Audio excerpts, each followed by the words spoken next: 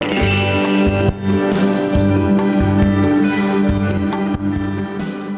listening to Resist and Restore, a podcast from the Circle of Hope Pastors where we're extending the table of our dialogue. I'm Johnny Rashid. I'm Rachel Sensenig. I'm Julie Hoke. And I'm Ben White. And it's good to be together. I'm glad to be sharing with you, and I hope that you feel nourished by what we shared today. I'm excited about the show that we have. We're going to start with talkback. We're going to also interview some of the artists in our community because we have a really creative community and talk to them about how their art connects to faith. And then we're going to end our show with a spiritual show and tell, the things that are filling us up this week. So I'm excited about it. Let's get started with talkback. We try to keep our Sunday meetings as interactive as possible, even when we're virtual. So we have a live chat going on our YouTube channel, and we ask people to interact specifically during talk back after the pastors share talk, but people chat the whole time from the minute they get on. They do. It's really nice. If it's not distracting for you, it's a good energizing interaction to know people are out there and we're all trying to relate to each other. On Sunday, we had just talked about Acts 8, how people were feeling, how Philip was scattered. And we were relating to that in the ways that we feel scattered right now. And someone on the chat asked, how are you all sustaining your friendships right now? I'm really feeling the distance from my friends recently. And people on the chat started offering their thoughts and, just feeling the similar struggle. So we want to talk about that and continue it going a little bit more because we can all relate various ways during this pandemic. Maybe I'll start asking you, pastors, how are you maintaining friendships during this pandemic? I think it's a really good question because I think it's really hard right now to feel connected. I think a lot of people are feeling a little depressed, anxious, from all the space to be up in our heads versus like actually in person with each other. One thing I'm doing is trying to take walks with people, with friends when we can, of course with masks and social distance, but I'm finding that it's so much nicer to be able to walk with somebody than to have a phone call or a Zoom call, again, when I can. And doesn't that seem kind of safer because you're leaving all your droplets behind you constantly? I'd like to think about it that way, yes. We're just walking out of whatever germs that we are creating continuously. That seems safer to me too. I've done that as well. I went for a walk. I mean, it's so hot though. I know you love that, Rachel. I love the heat. Yeah, you're a weirdo, but I'm just embracing it. And if I decide that it's okay to sweat, if I just say this is what I'm doing, I'm able to get over the hump of I don't want to do this.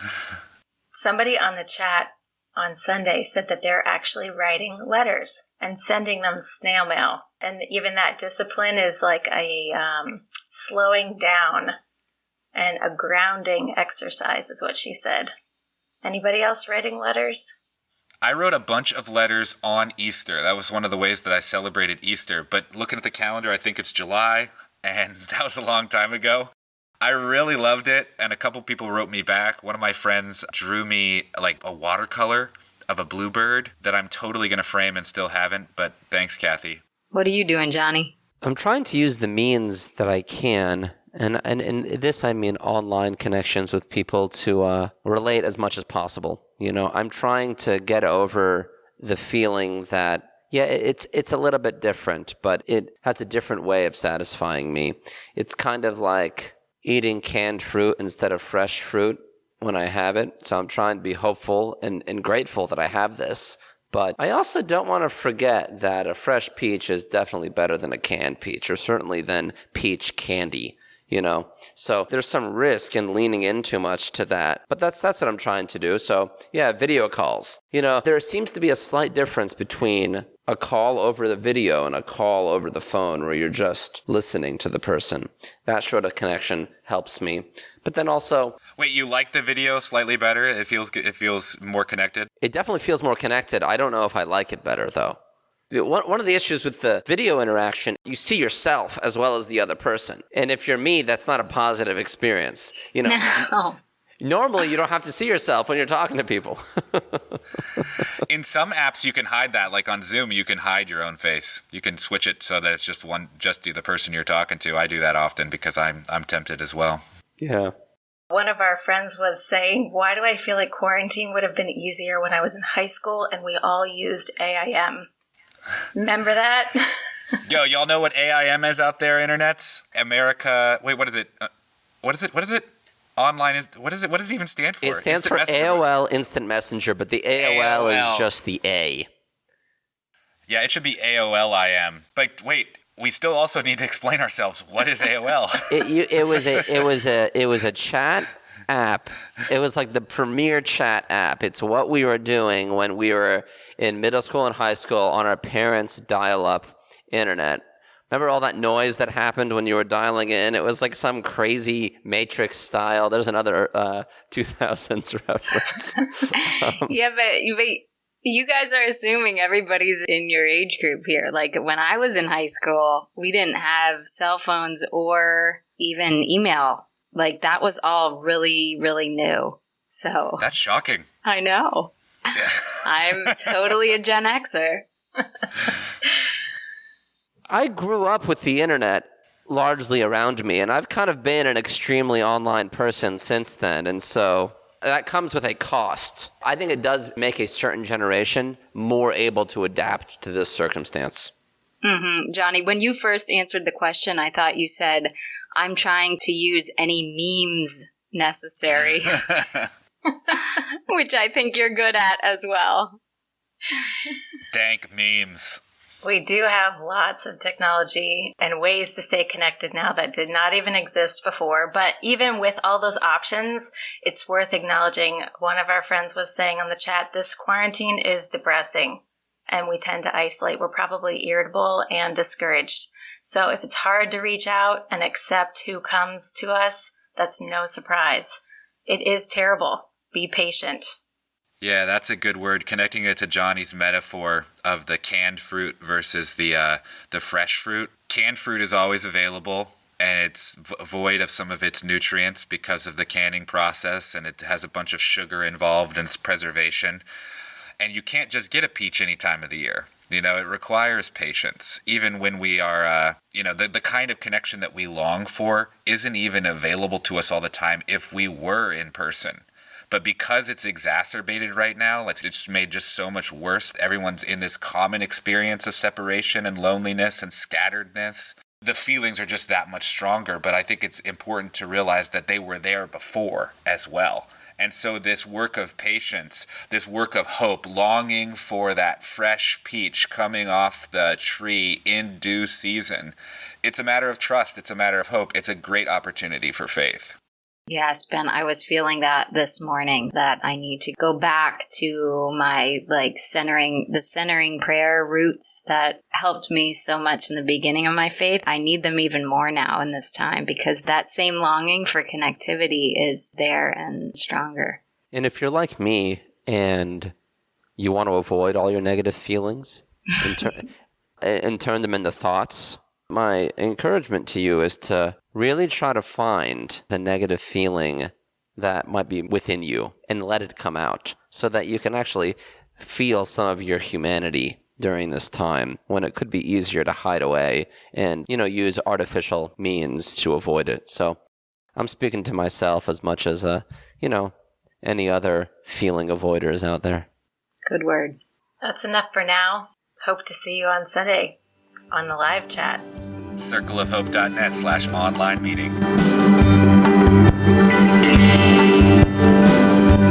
I'm so glad you're listening to our show, and I just want to welcome you into other parts of our community as well. If you want to worship with us online during this time, we worship Sundays at 5 o'clock at circleofhope.net/online meeting. We have an interactive meeting that you can participate in via live chat and other ways too. So I hope that you will join our community there. During the Sunday meeting, we sing a lot of our original music. And if you want to hear more of our original music, go to circleofhopeaudioart.bandcamp.com and find all of the records that we have recorded. And if you want to be in a more intimate setting, join one of our cells, many of which are still online. Some are meeting outside with masks on, but there are many that are still online, and you can go to circleofhope.net/cells to learn more about them. If you want to support our podcast, one way you can do that is by sharing money with us. You can go to circleofhope.net/sharing to do that. That helps keep the podcast going, helps pay the pastors, and Luke, our communications manager. If you can't do that, I'd ask that you write us a positive review wherever you listen to this podcast. And while you're doing that, subscribe to it as well. If you write a 5-star review, more people will be able to see us and hopefully be blessed by what we're sharing. Once again, thank you for listening. We're glad to have you as part of our body.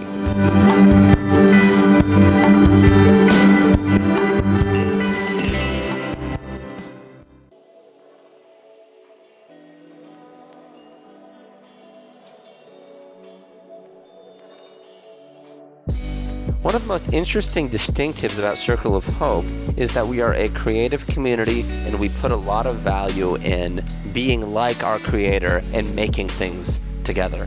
We write original music. We create art together. It's an important part of our worship because we believe that God has given us the same instincts to create and make like God has. And so the pastors interview artists within our community in this next segment, asking how faith and art connect, and how the artist can deepen her faith, and how faith might even affect the art that we make. I hope you enjoy listening to it. I'm really excited to have my good friend Kristen Snow with us. She's an artist in our community, and I wanted to ask her some questions about how her faith and art connect. Let's just start from the top, Kristen. How did you develop a passion for art? How did you become an artist? Hi, Johnny. Thank you for having me on your podcast. I'm realizing now I don't know if I've ever been on a podcast before. So this is your debut. my debut. Yeah. So long story short, I grew up homeschooled, me and my sisters, and we drew a lot, and my mom encouraged us to like collage and go outside and draw nature, and we were really into comic books, and we would copy those comic books and make our own comics and develop all these stories. So we were really creative kids. And then when I was in high school, I went to a charter school that was half a performing and fine arts school. So I got to do ceramics and drawing and theater and all of that there, and that kind of sparked more of my idea about going into art as like a profession or vocation. So then I went to Tyler, and initially went Tyler School of Art with Temple University. I initially was thinking about doing something like photojournalism and whatever, but then I got to check out the sculpture department and was really attracted to the philosophical sides of it and the ways that art can be engaged with society in like a revealing way, or like a dialogue and an interaction, which is similar to how I liked photography, but in a different way. So I ended up becoming a sculpture major. So your art and your faith are now connected. Circle of Hope is an artistic community, a creative community, and we want to become more so that way. Can you talk about how your experience of being an artist in Circle of Hope connected art and faith for you? Can you share some of those examples? I was definitely attracted to the like artistic qualities of Circle of Hope when I started attending like 10 years ago or something. The ways that worship was acted out and how we were led to worship in not only like movement, but also drawing a picture or singing or whatever. Mostly my only interaction with worship before that had been in like Southern Baptist or evangelical conservative Christian contexts, which is like boring singing or yelling loudly in the Baptist context. Yeah, not a lot of visual art in those settings. No. Not a lot of artistic expression at all. A lot of things just in your head, I would say. Yeah. Yeah, so the idea of like art being outside and worship being outside of just like singing was surprising to me. And there's just art on the walls, and there's a lot of artists and designers and poets and musicians that were a part of the community. So that was attractive to me and like helped to eventually tie some of my thoughts about art and faith. When I was in school, art felt very like academic and philosophical to me, and that felt different from the art that I was experiencing at Circle of Hope, so I kept those pretty separately for a long time. But now I kind of think it's all blended together. It's all the same thing. a story from that time or from like my experience of art in Circle. I still have this piece of fabric that I carry around with me. Oh, yeah. Yeah, that we, I don't remember who was leading this practice, but we laid out a big piece of fabric and then everyone would do like an encaustic process, like put wax on it, and then the person would take it and dye the fabric and then bring it back and we would put wax on it again. So it had this like layer, because when you put wax on a fabric and dye it, that resists the dye. So there's like multicolored thing that's happening. And then we cut it all up. And the effect was this like layering that just like expressed the ways that we are engaged as a community and connected and different. Do you want to talk about, because I remember this, it was so, it's so memorable for me, the Holy Week installation that you put up. I think you were still a student when this happened. Tell us about that experience. Yeah, so this was really cool. This was actually one of the moments where I was able to like translate what I was doing in school with my church community. I was asked to be the art directing eye for this Holy Week and day. And our intention was to kind of like flip the room on its head. Like we wanted people to come in and kind of feel disoriented and also like they were walking into kind of like a fiery room. So we changed like the whole orientation of the room. So where like the chairs were, we flipped them so they were facing the door, and then like blacked out the front entranceway. And then I took like a big roll of saran wrap and wrapped the two pillars. So it created this like shimmery wall. And we also put a bunch of candles on the floor. And that caused like this like flickery, fiery feeling in the room. And when people walk in, their movement would not only like cause the air to move the fire and the candles, but it would also cause the wall to like quiver and shake with the movements of their feet. That's amazing. Like it was this really cool, like kind of like eerie, pulsing, like fiery environment. So it created like a canvas or a space for Vigil to like exist in a different way. That's so cool. Yeah. So that was like something that I was able to like tweak like what was happening in the room in order to enhance the like sense of engagement and like change our physical environment so that we could interact with Holy Week differently. So it sounds like even our experience of worship is augmented and improved by an artistic expression in worship and interacting with art too. How has art built your faith? How do you connect your art with your faith?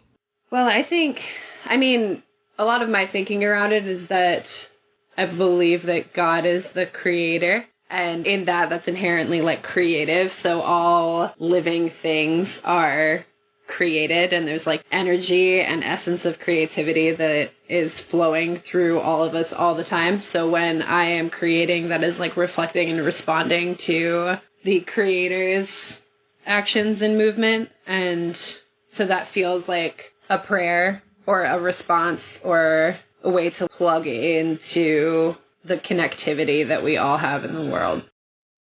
What do you think faith does to an artist, and how can art help someone in their faith? Can you make those connections? Because there may be people listening to us that are artists or faithful people, but combining those two things when they haven't been commonly married could be a challenge for them. So how do we do that? So I think that having a spirituality or faith practice is influential for artists because it expands the mind. Being aware of seeing the world in different ways is an important part of specifically Christianity and other religions too. But my background and this podcast is rooted in Christianity. So sure, yeah.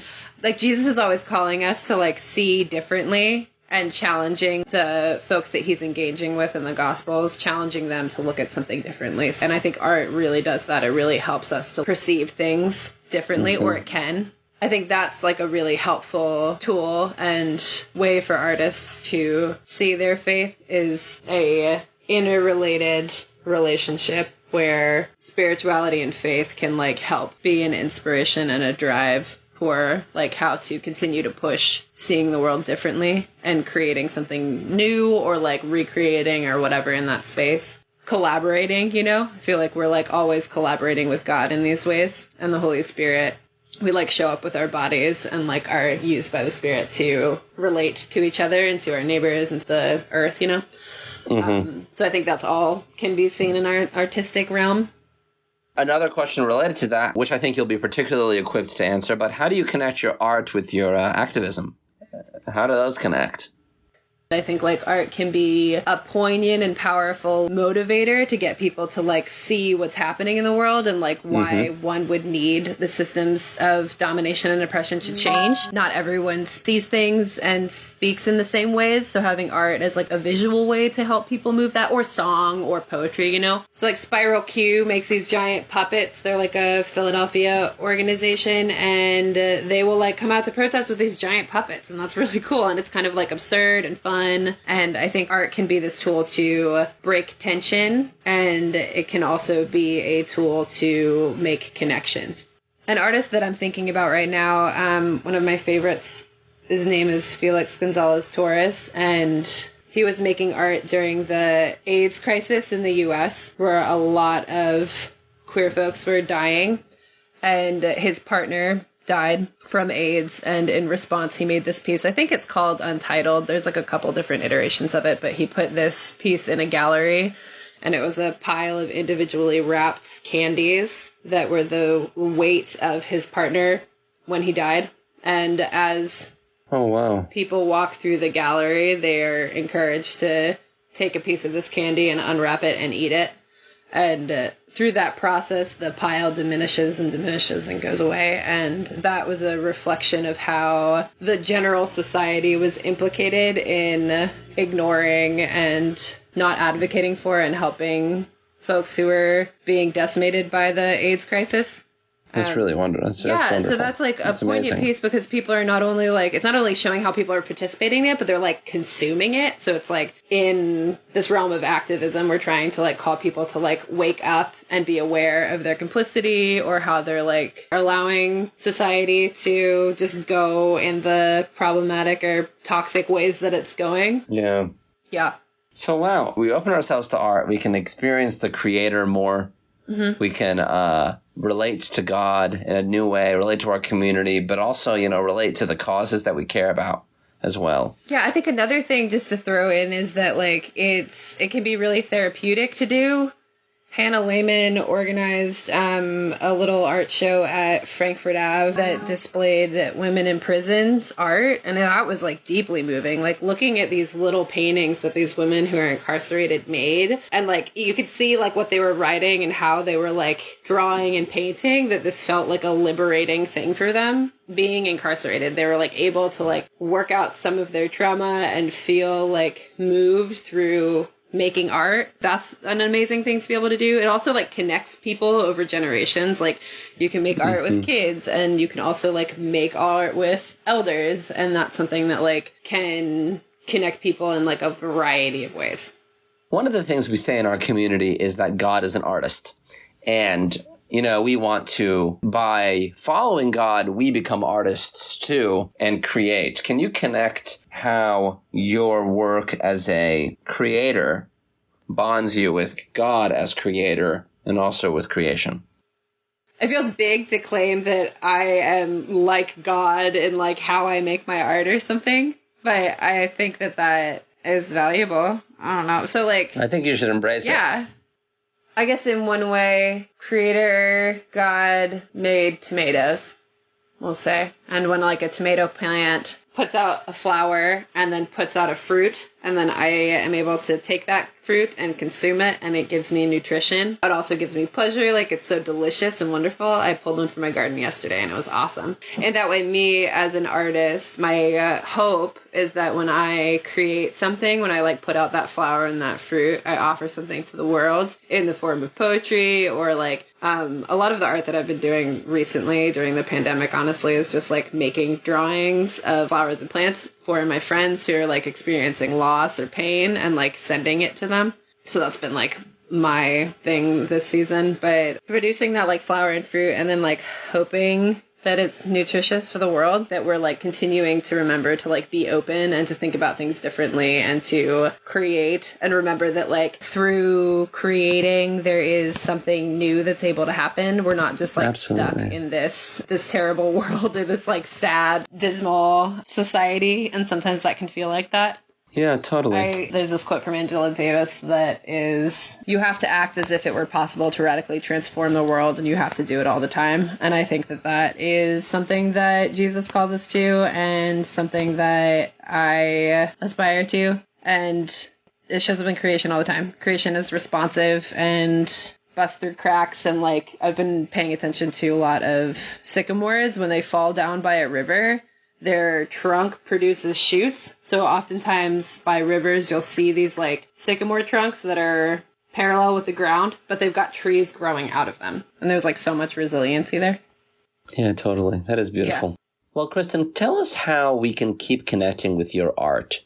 I don't know if we can buy any, but if we just want to look at it, what can we do? I mean, I have an Instagram that I'll post drawings and things on, and like poetry. What's the account's name? K8.Snow. So that's like, I'll post my thinkings and drawings on there. One way that I really like making art is in the context of a Sunday meeting, doing art direction or leading worship. I love doing that stuff with people. It's one of my favorite parts of Circle of Hope. So if that's something that you want to do and collaborate with me on, you are absolutely welcome to. I'd love for us to figure out new ways to do art, especially during this time when we're online, you know? Yeah, I mean, that'd be great. Leading a ritual for the Sunday meeting this Sunday, and I thought that's a way of doing art, you know? It's a way of like capturing a moment and bringing in symbol and totally art in my mind. It's awesome. Well, thanks, Kristen, for being on this call with us. Glad to see you. And I can see her. I know y'all can't, but glad to have this connection. Yeah, thanks, Johnny. I appreciate having this convo. Hey, Jeffy, it's Julie. Hey, Julie. How's it going? Good. I'm calling because I wanna ask you some questions about your art and your faith. You ready for that? Yeah. Can you start by telling me more about how you developed the passion for art? Where did that come from? I would say that the seed, or like if we're digging far back, I would say the seed was planted by my mother when I was young. She was a stay-at-home mom, and she was really into arts and crafts, and like would create a lot of stuff while I was young, and I would see her just make these things, and just like the joy of creating was something that I was like drawn to from her. And she would also create these things and just give it to people, and that was like another fun aspect of it that I really enjoyed, like sharing the joy with others. So, you know, that's when it started, and then kind of carried through to high school. I would just like sketch and make with my mom. But when I first joined high school, I was going to high school in India at a boarding school, and I did not take an art class in 8th grade, which you needed to take in 8th grade to get into 9th grade art, and, you know, so on and so forth. So I kind of missed the boat on that, and I wanted to in 9th grade, and I couldn't. And then there was this competition, and I, you know, entered myself, and I kind of placed in the top 3, and that helped me get into the art class because the art professor advocated for me to get in. You know, here I am just like not taking the class, and I placed in this competition, and she just wanted me to be able to be in the class and learn more. So that was really awesome to see someone advocate for me to be creative, because just by nature and being Indian, that isn't something that's seen as a career choice. And then once I came into college, up until now, being a artist or a creator has become more of a thing that I need to do to stay connected with myself and get centered. It's more of a practice now. So I would say that being a creator, you know, if we're digging back, it started just watching my mom, and, you know, now it's something that I need to do too, kind of like following my mother's footsteps a little bit. I like how you said it. That was the seed of creativity planted in you from your mom. How do you connect it now? I know that you do, but can you talk more about how you connect your art with your faith? I would say that they kind of go hand in hand. I don't know that I actively am trying to connect art and faith. I think that my family has always been very verbal and vocal and wordy prayers. and that has always been difficult for me. I just don't feel like I ever have the right words. You know, my prayers seem very simple and sometimes just not enough.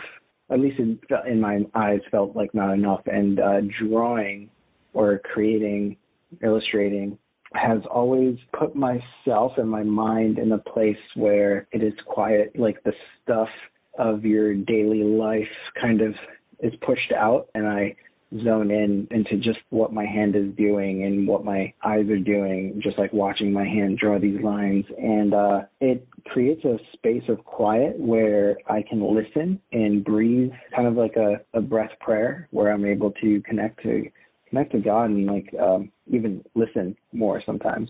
So I think that's how faith comes in to it. And I know a couple of times I created a couple of illustrations where I didn't understand what I was drawing, and I just drew it, and I was like, all right, well, it looks cool, and just left it at that, and didn't really, I guess, capture a meaning, and was approached by another art director and was like, hey, do you have any illustrations, or do you think you could draw something for me that kind of talks to this topic? And funny enough, it goes back, and I'm like, actually, you know what's funny? I drew that. I didn't know what it meant, and now I do. So sometimes I find that, that speaking to me that way.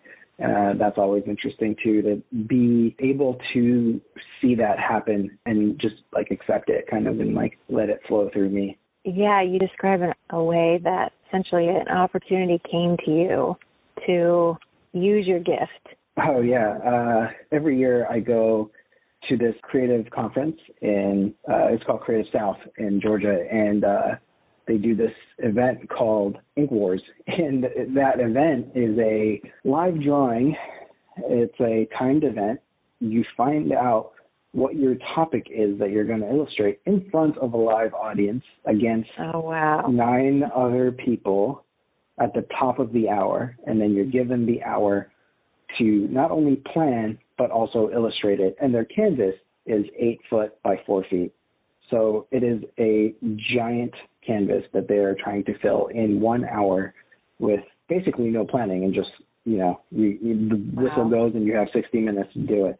And friends of mine always would tell me, hey, you should put your name in to do this. And year after year, I'd be like, no, but it doesn't seem like my thing. Essentially letting fear kind of run my life on that one. And I would just keep pushing it off. And then in 2018, I watched it and I was like, all right, I can't keep saying no. It went from being something I was scared of to something I was excited to do, still scared, but excited. And I told my friends, listen, I might not do Ink Wars, but my goal is to do a live drawing by the end of that year, so by the end of 2018. And I come back to Philadelphia, and a couple months later, I bump into my friend Joshua Grace, and he's just like, hey, do you mind if I give you a call in a couple of days? I want to talk to you about this idea I have. And I was like, all right, yeah. And then he calls me a couple of days later. He's like, so I was wondering if you'd be willing to do a live drawing. I was like, well, here goes. How would you feel about doing a live drawing on an 8 foot by 4 foot canvas in front of people? There it is. And it was essentially, I was tasked to do I think it was an hour and a half, so I had a little more time, but do a live drawing while we were finalizing the map for 2019, I think it was. But yes, and that was such an amazing opportunity, and it felt like God going, hey, you said you'd do this thing. Here's your opportunity. What are you going to do? Yeah. I think that was 2018. It was 2018.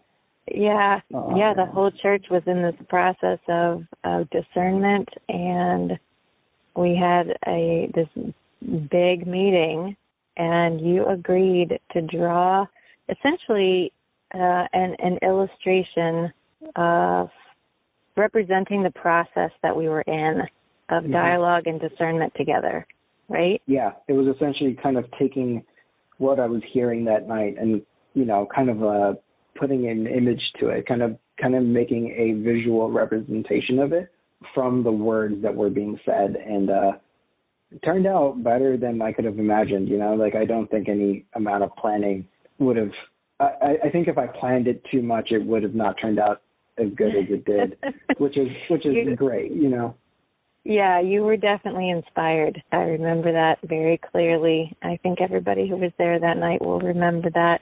It was really powerful. Yeah, it was really powerful to see you giving form to what was actually taking place in the moment, which leads me to this question about your faith and art. What do you think that art can offer a faithful person? Like, what about art is so valuable? Why do you think Circle of Hope, our community, is so into art? I think that it offers another way to connect. Like I mentioned earlier, like I sometimes have a hard time just with praying, right? Like I have a hard time using the right words, but when I illustrate, it's so easy for me, at least to enter into a space where I can pray. And I think art can offer that to, maybe it's not for everyone, but like I think art can offer that to many people, a space where they can connect to God. I also think that for a creative person, art can create a space of discipline. Just the act, for me at least, the act of sitting down and drawing is a way of praying and way of connecting and way of listening. I think that it can be twofold. It can be for the person viewing or the viewer, and also for the creator themselves. Yes. Didn't you commit yourself to drawing every day for a while? I did. I'm just coming off of a 400 plus days of consecutive drawing. So I did I think it was like 440 days of daily drawing. And that was definitely a practice in discipline. It was a practice in quantity and just building a muscle and a discipline, really. Well, you have repeatedly offered your talents and your discipline of art and expression to our community as the church in ways that have blessed people. So thank you, Jeffy, for doing that. You're welcome. Thank you. Yeah. How can people see the art that you're working on now, or even those drawings, those 400 plus drawings? Where can people find you? I am most active on Instagram. My Instagram handle is at Cut Ink Studio, CUTTINK Studio, STUDIO. And on my website, which I'm starting to put up, should be up shortly, which is cutink.studio, www.cutink.studio. Great. Well, hopefully more folks can connect with you there. And thanks That'd again. Be awesome. You're welcome, Julie. I'm here with Stevie Neal. She is a member of our community at the Circle of Hope in South Jersey, and she is a performing artist. That's how you might identify yourself the most, right, Stevie? Yeah, performing artist and or teaching artist. I do both. Oh yeah, the teaching artist part is like a whole art in and of itself. Like you help people make plays. It's also predominantly what I do, I would say. Like I teach performing art. I perform as well, but I come from like a background of teaching performing art. Sweet. Yeah. So like you've done, the Circle Performing Arts Alliance has done summer camps in our space in Pennsauken, teaching kids how to like make a whole play. Yeah, those were really great. That was really fun for me too, because I was able to take, normally I work with organizations who kind of tell me how I'm supposed to teach and like offer me at least like a base level curriculum that I'm supposed to follow. What was fun about that is I got to design what I wanted to do, and I could do everything. So in the span of a week, they, wrote their own play, they designed their own sets, they created their own sets, they auditioned for their play, and then they performed their play at the end of the week. So it was fun because I got to do like all of the facets of the things I can do rather than just one of them. Because you have all kinds of talent. You can do all the things. Okay. So let me just go through a few questions here, Stevie. starting with, why do you think our community, Circle of Hope, is so into art?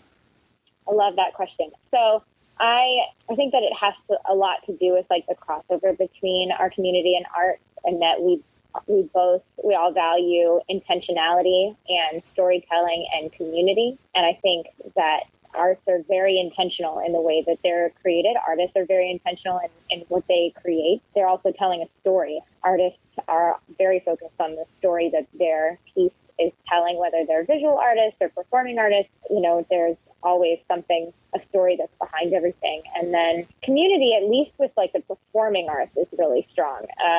Visual artists, I think, have a tendency to work more solo, although they rely pretty heavily on the community of other artists as well. But performing essentially has to have a community, especially when what I do with like theater. You know, you can't, I mean, you can, but it's a lot harder to put any theater piece on without a strong community of people who are also committed to telling the story that you're telling. And so I think Circle has the same kind of values, where we value intentionality in how we live and in the relationships we create. We value storytelling. You know, we tell each other stories themselves, like our own personal stories. We tell stories in our meetings. We're telling the story of how God has influenced our life historically and also personally in our everyday existence. And so we are very immersed in storytelling. And then community, we're incredibly focused on taking care of each other as a community and our mutuality as a community. So I think those are a lot, like three main ways that artists and Circle of Hope can really understand each other. Totally. And so do you think it was like that an artistic group of people that were interested in this type of way of being attracted more artists, or was it probably there were artists at the beginning of Circle of Hope making it, but there's probably something intrinsic about art that is, I think, compatible with the gospel and with what Jesus is doing in the world, like awakening, you know, something deeper. Stevie, how did you develop a passion for art personally? Like in your own story, how did it emerge?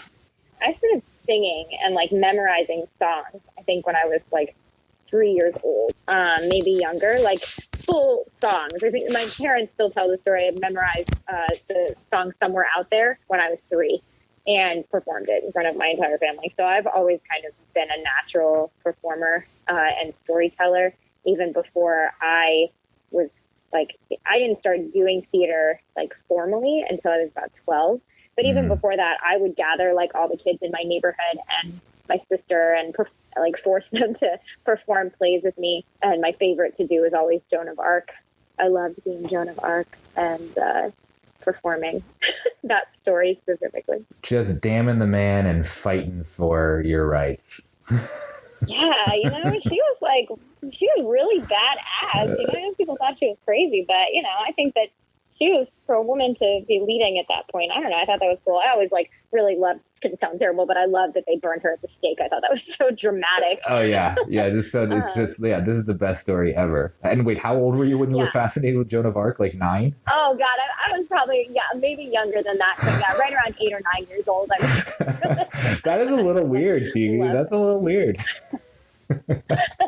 How did you even hear about Joan of Arc? Like what was your exposure? I think that there was like a TV show or something like that. Yeah, there was a TV show called like Wishbone with this little like Jack. Yes, I loved Wishbone. You know, you remember that? Yeah. And so they did like a Joan of Arc special, and I remember just loving the story. Yeah, being really fascinated by her story. And so I played that out quite a few times. Oh, that is awesome.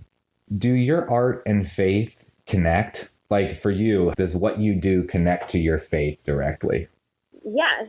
I mean, yes. I say yes because I feel like everything I do in my life connects to my faith. Although I would say that there's also, especially I guess maybe being in the theater world, there can be a pretty large rift between like my faith and my art as far as like where I am socially. I don't know. It's hard to explain because like the theater is the place where I found so much acceptance, especially as a child. Like I grew up in a Christian school, and so, you know, the Christian school itself was very strict. I felt like I didn't fit very well into the boxes that they wanted me to fit into, and felt like I always felt like an outsider. And I was also this like really sensitive, really emotional kid.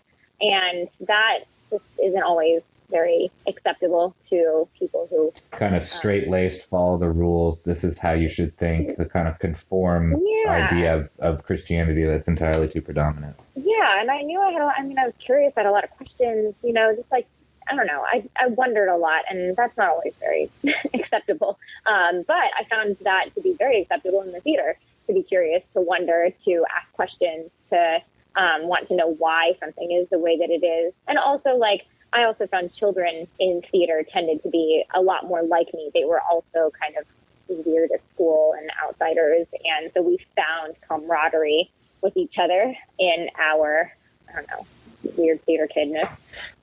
But one of the things that was always, even I remember as a kid being difficult is the theater tends to attract a lot of LGBTQ folks and who have often been have been outcasted a lot by faith communities. And so I have found it sometimes a big struggle to be a Christian in the theater because of how much pain comes from that. So I feel like sometimes I have to not like hide my faith. I just don't mention it for a bit until they get to know me a little bit better. Because it's a liability. It's going to be a rift between you. Yeah, exactly. And most of the time, by the time it finally comes out, it isn't. But I think that's because at that point they know me. They know that I don't think they're going to hell because of their sexuality. Also, I'm one of them. So that helps too, as I'm also queer. And so being queer and a Christian can be complicated. But I don't know, I've been a Christian since I was 3 years old. So I guess I've been working that out a really long time. One thing that before we get too far from it, the kind of tribalism of Christianity where we're going to put, our kids, quote, our kids together in this Christian school where you could just, you could have been left out, not even just because the community was unaccepting or it was too rigid or whatever. It's just because they didn't get you. And we kind of want to try to insulate our children and make them fit into the tribe that we've created for them, instead of helping them kind of find their own way and trusting God with them. Because I don't know, were your parents scared when you became a theater kid? No, they actually were really supportive. They didn't know. My parents were never ultra conservative Christians. They just put me in an ultra conservative Christian school.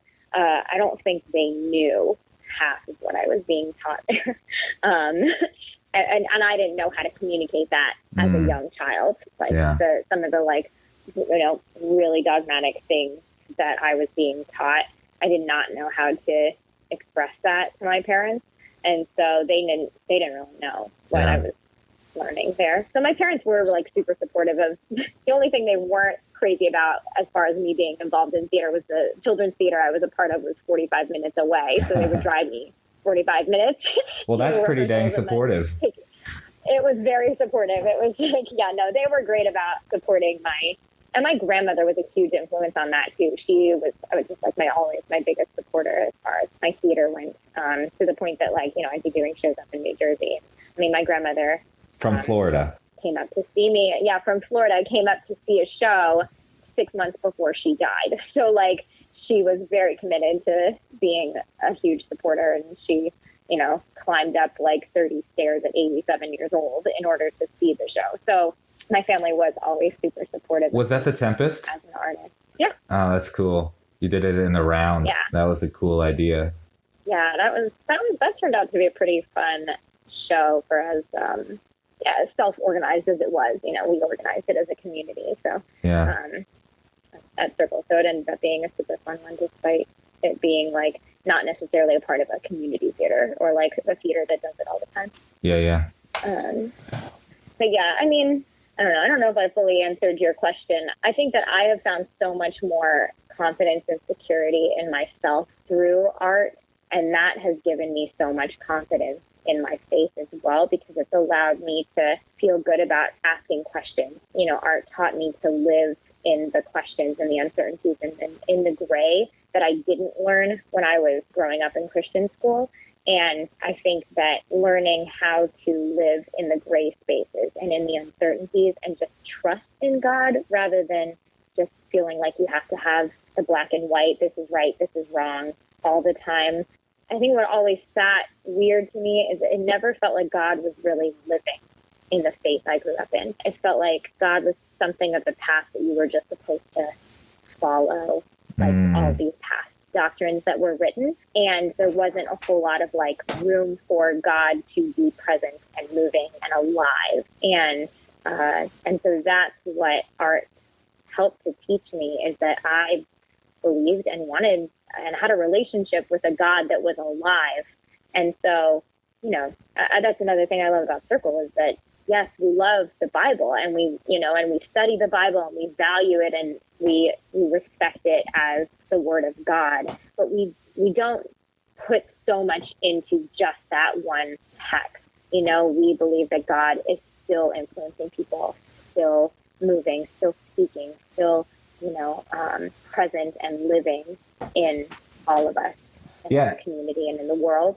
And I think that is a really important distinction between, you know, what we try to live out as a Circle of Hope community and what I grew up in. And I think that art kind of like helped me to break free of that and move into something that felt a lot more authentic to me. Oh yeah, that's so awesome. Yes, that's it. And I'm so glad for your path that art was a way, but I think that's kind of, that could be a universal way. And it leads into my last question. What do you think that faith can offer an artist, and what can art offer a faithful person? I touched on it a little bit, so I'll kind of repeat it briefly, but I think what's great about art is that it teaches us to question, to live in the questions, to live in the uncertainty. And Bogart has a really good quote about living in uncertainty. Anne Bogart, you said? Anne Bogart, yeah. She says something about like the artist's job is to live in the space between certainty, along those lines. I'm paraphrasing it because I can't remember it off the top of my head, but yes, it's something about that's our job as artists, to live between the space of certainty.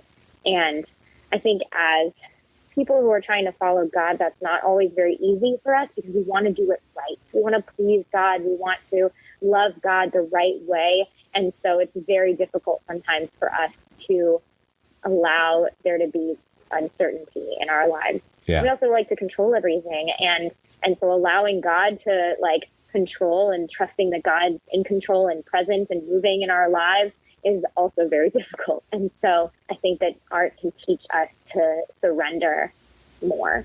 And as far as like faith moving into art, I think that faith can give art like a real sense of purpose beyond itself.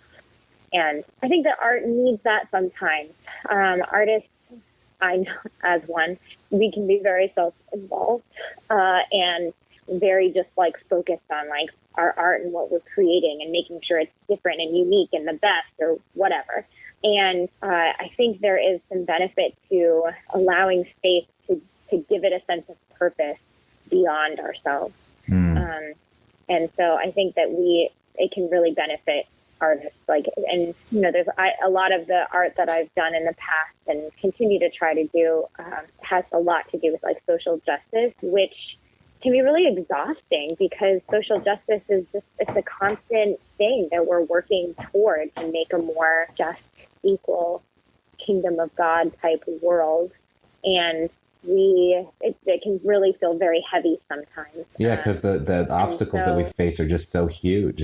And it takes such a long time to change anything. I totally feel that. Yeah, right. And so I think that as Christians, if we remember that, if we believe that the world bends toward justice, that God is moving us in a way to create a kingdom that is more just, more loving, more merciful, more human, like with dignity. Yeah. I don't know, like more like, you know, if we're looking to create that kind of world, we really can't do it all on our own, but we have a part to play in it.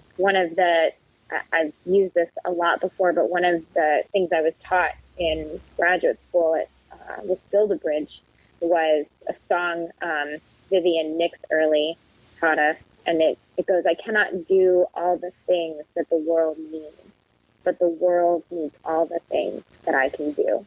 And I think that both as Christians and as artists is a really good thing to keep in mind, that like we can't do everything, but we have a lot that we can still offer. I can't do everything that the world needs, but the world needs everything that I can do. That's good. Vivian Nix, you said?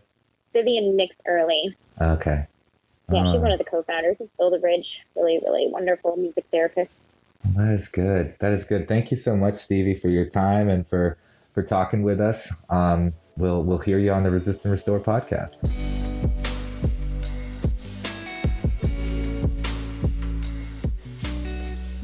Hey, so I'm Rachel, and I'm here with Wright, who is one of the leaders in our congregation and also an artist. She makes beautiful abstract paintings. So Wright, tell us, how did you get into painting? I guess it started as soon as I could hold like a crayon or any kind of writing implement. My mom always says that she had to start throwing my drawings away because there were so many of them. And this is, I guess I would have been like 5 or 6. Wow. Yeah. So it's been like as long as I could remember. My family moved a lot, so it was like the one stable thing that I could always put in my bag and take with me. And I liked drawing the different places we went, and then it was kind of like a visual journal as we traveled around. Mm-hmm. Yeah. I know your faith is like a huge part of your life and how you express yourself now. What do you think faith can offer an artist? Or what can art offer a faithful person? I don't think I can speak to everyone's experience because I've encountered a lot of different perspectives on this in my journey through art and faith. So I'll just speak to mine. I know that I connect with God through my creative practice. It can be a way to either meditate or to express something, to process through something, or even just as simple as exploring a color relationship. There's still some form of God in that, for me at least. There were points where my faith got really dim throughout the years or went out entirely, and art was always there through all of that. And I was still connecting, and I was still like coming back to something. And I see my relationship with art similar to that of like faith and doubt, that sort of tension that you're holding in yourself at all times and choosing to believe in something. I feel similarly about my creative process, that I'm like choosing to come back to it and choosing to engage with this. Yeah, and I like how you said it's always there. You mentioned a color relationship. What is that?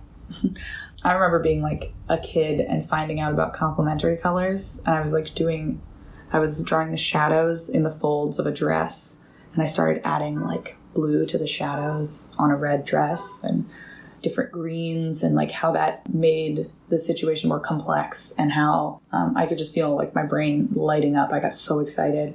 A relationship I'm exploring right now, which is like super simple, is just like orange and blue, specifically like the orange bricks of row houses against the blue sky.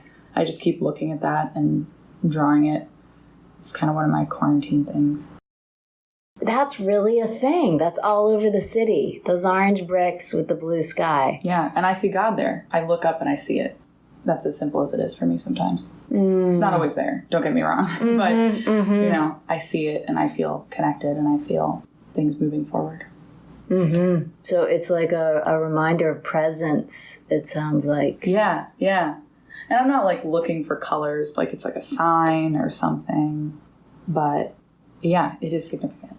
Wow. Have there been times in your life where you did more art than others?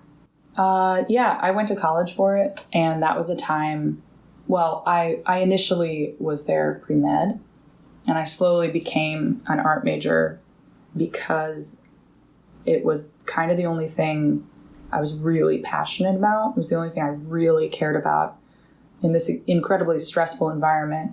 I just kept getting pulled back to it. And I think having to make that tough decision made it a really passionate and directed one for me, like having to sort of work my way up to it. You know, I was just longing to be in the studio. And so when I could spend 8-10 hours a day just painting, I was thrilled. I was overjoyed. When I finally got a studio space, I don't think I left it for like 2 weeks. Security kept kicking me out of the building. Wow. Right. That is a sign that this really is like your passion. You have to do it. It sounds like it kind of comes out of you. Yeah. I mean, that changes once you get out of school for sure, but it's still there.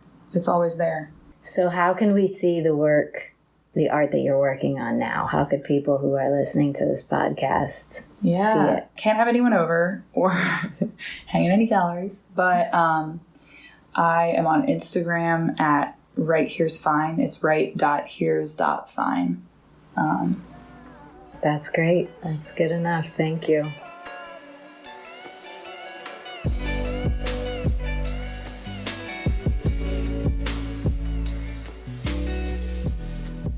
All right, it's time for Spiritual Show and Tell. We like to share with y'all what is nourishing our soul, maybe just so you can get a chance to know us. We think that, who we are matters because who everyone is matters. What's nourishing your soul is really important too. And it takes some discipline to dig into that. And we're trying to model that for you and share it with each other because we just like to be together and like stuff together. We definitely take recommendations from each other all the time. And this is another way that we're extending the dialogue, is that we're having a dialogue in what we're reading, what we're consuming in culture, what's happening in our lives. All that stuff matters. And if you want to share stuff with us, we'd love to hear about it. Email us at resistandrestorepodcast@circleofhope.net and tell us what's nourishing your soul. So, y'all, what do you want to show us? What do you want to tell us? What's nourishing your soul? Hamilton on Disney Plus. Boom. For a few reasons. One, I'm of the mind that all musicals should eventually be on a streaming platform so that you don't have to be a rich New Yorker to watch them. So that's one thing. So I'm getting to right. I've never been to a Broadway show in my life. And so this is a whole new experience for me, and I'm watching it. But the performance and the raw talent demonstrated in the show is just, it's magnificent. And it gives me hope for humanity because people can make stuff like that. That's pretty cool. It's amazing. Like, we can do really cool and good things and not just, bomb countries or something. Like, there's good things that can happen. And even the story itself is a kind of rewriting of the man Hamilton. And even though I had some qualms with it, and I'll save those for later, the idea that you can retell your story is encouraging to me. That you don't have to submit to the story that you hear about yourself, and that you can hear something new about yourself. That actually did nourish my soul. I shared some of that online, so if you follow me online, you can see that too. I loved the consciousness in that show of history. Hamilton's definitely looking for his legacy, but more importantly, Eliza, when she erases herself from the story in Burn. That was one of my favorite moments in the show. And I think that she's probably my favorite character. I could gush about Hamilton for a long time too, but I have something else to share. But first, let's hear from Rachel and Julie. Well, I am reading the last book in the Hawk and the Dove series right now by Penelope Wilcock.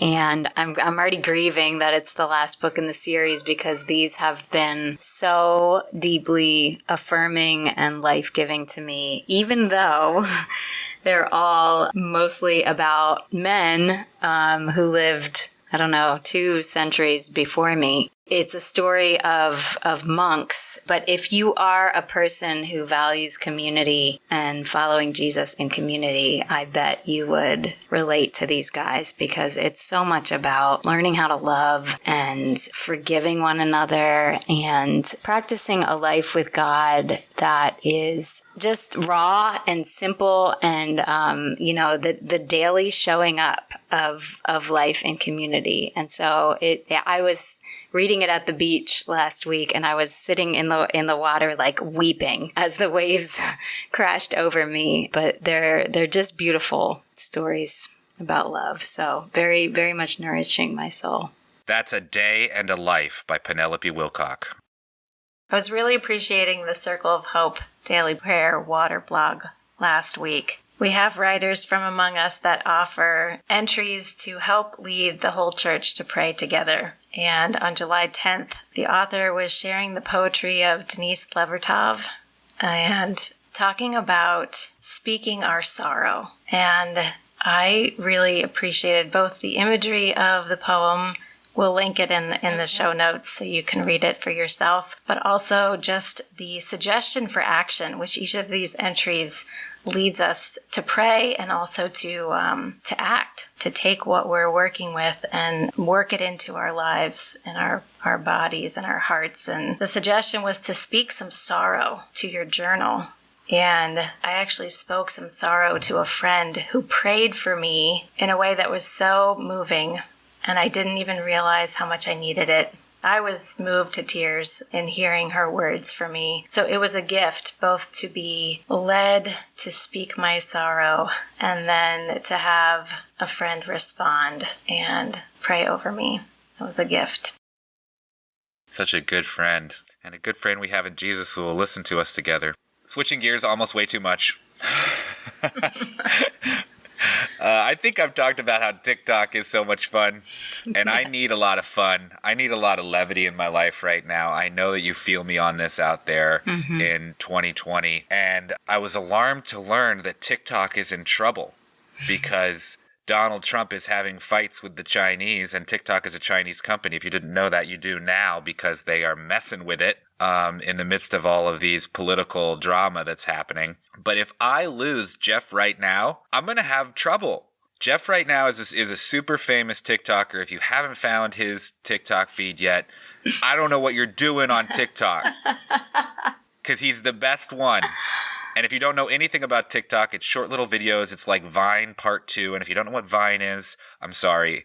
I don't have any more analogs. And Jeff right now does these funny videos, and he definitely comes from like the black church. He's got like all these kind of references that he's making all the time. And one of the cool things that he always does, one of his recurring videos is like, oh, wow. And he's in heaven and he plays every character. And so it's like, he comes in, he's the guy coming to heaven. Oh, wow. And then God's there and he say, what it do? And it's just funny. And then Jesus comes in, and Jesus is always like getting in trouble from God. And you might think, based on my description, if you're like a Christian person, that sounds kind of irreverent. But actually, he gets some really good orthodox ideas kind of in there. I don't know if he's doing that on purpose, but he seems like a man of faith to me. Like he's not just coming out of the culture. He's actually saying something about the nature of how God and Jesus relate and like what God is trying to say to us and some of the like kind of pitfalls of Christian culture that are, kind of silly, and he's poking fun. So I just love Jeff right now, and I hope I'm not distressing you too much with my concern about TikTok if it's important to you like it is to me. But those laughs were essential to me sometimes. I'm totally going to look him up, Ben. Thank you. I'm going to have to download TikTok.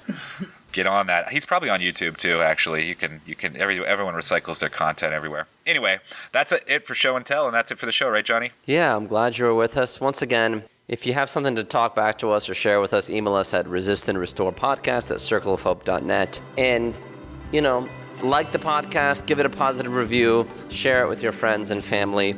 We'd like to bless as many people as we can. See you next time.